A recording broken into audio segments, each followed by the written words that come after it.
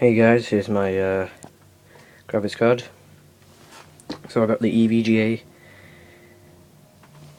GeForce GTX 650 Ti boost.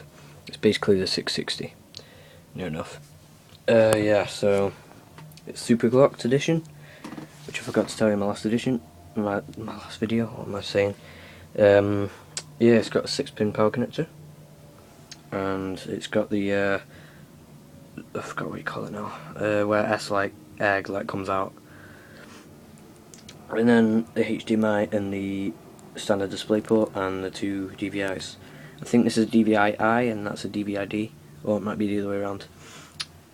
So yeah, it's hard to see in the light. I will move this thing this way so you can see it. It's pretty cool. Look, that's the size of my hand, that's the size of the graphics card. It's a complete giant.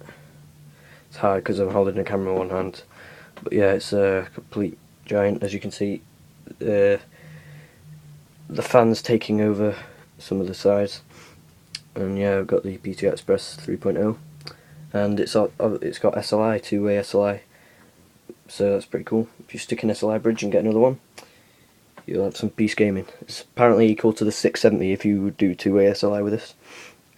So yeah, it's actually slightly better, and it's about the same price, so I'd recommend if you want to get a 670, think about getting two of these instead.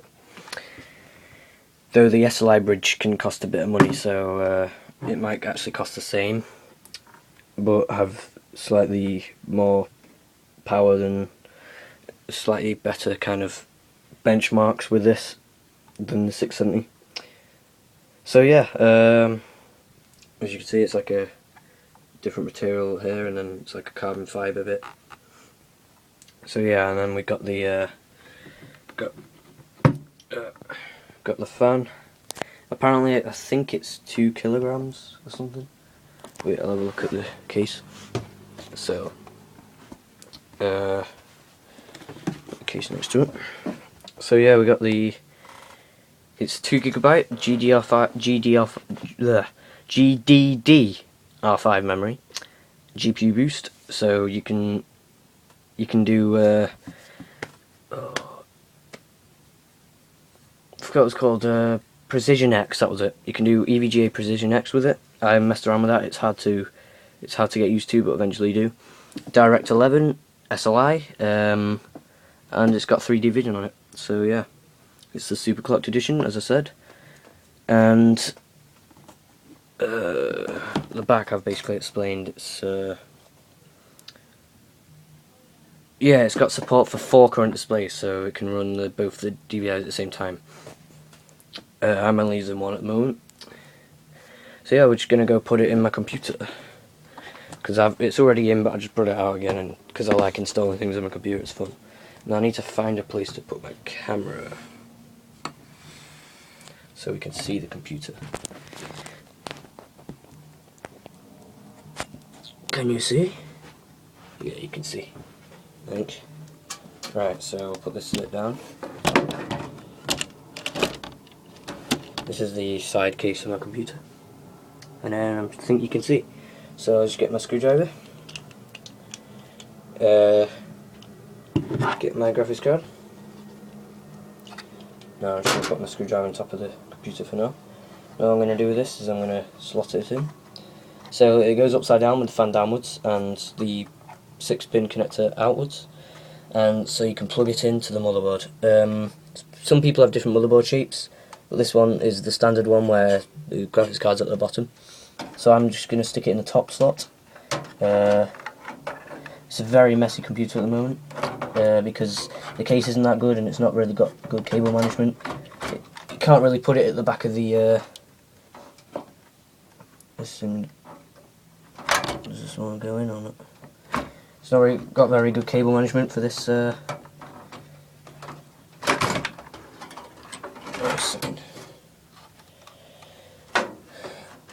the cable management in this case isn't very good because you don't have access to the back of the motherboard from the front, so that's sometimes a struggle.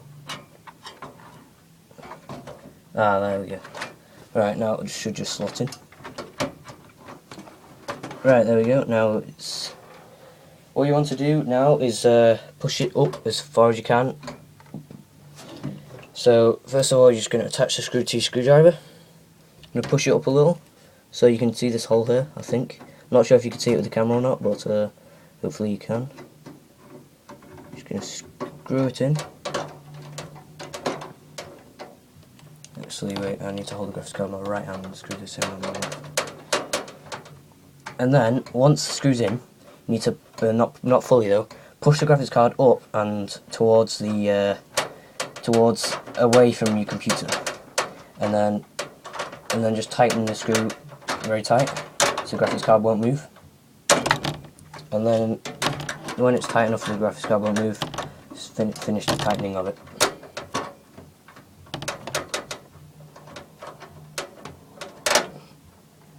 This thing won't move. Alright, then I've already got the 6-pin connected. It comes with an adapter, 2 Molexes to 6-pin. You're just going to plug this thing in. It should just click. Now, as you can see, my cable management is just being shoved in to the front of the case. So this is the best cable management I'm going to get in my case. Basically, a load of messy stuff here, and then I'm just going to try and push this as further down as I can, and then in. It's the best cable management I'm getting at the moment. I'm getting a new case soon, so hopefully I'll be able to access the back of my motherboard. Usually cases have like holes here where you can just put the wires around, and it's a lot better. So yeah. So that's all you have to do to install a graphics card, and then if you have a slot on your PCI Express slot where you can just lock it in, then do that.